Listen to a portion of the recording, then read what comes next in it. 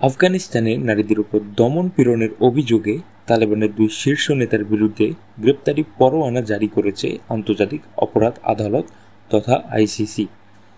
2021 সালে ক্ষমতা গ্রহণের পর নারীদের উপর একাধিক বিধিনিষেধ কার্যকর করে তালেবান সরকার, যার মধ্যে রয়েছে 12 বছরের বেশি বয়সী মেয়েদের শিক্ষা গ্রহণে বাধা দেওয়া এবং বেশিরভাগ পেশায় মেয়েদের চাকরি করা নিষিদ্ধ করা।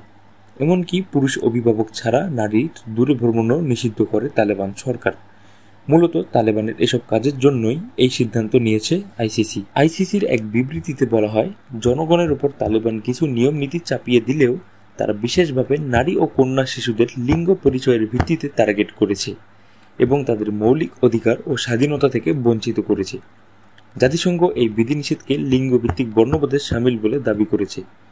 জাতিসংঘের মতে আফগানিস্তানে তালেবান সরকারের অধীনে নারীরা তাদের পূর্ণ স্বাধীনতা পাচ্ছে না। তালেবানের কঠোর বিধিনিষেধের ফলে নারীরা তাদের অধিকারের কথা তুলে ধরতেও পারছে না। এতে জাতিসংঘ সহ অন্যান্য মানব অধিকার রক্ষাকারী সংস্থাগুলো উদ্বেগ প্রকাশ করেছে।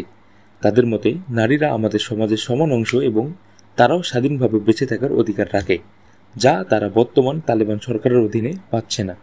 এদিকে গ্রেপ্তারি পরোয়ানা জারির প্রতিক্রিয়ায় তালেবান সরকার বলেছেন যে তারা আইসিসিকে স্বীকৃতি দেয় না। এই পরোয়ানাকে স্পষ্ট বৈরিতা এবং বিশ্বজুড়ে মুসলমানদের বিশ্বাসের প্রতি অবমাননা হিসেবে ব্যাখ্যা করেছেন তারা।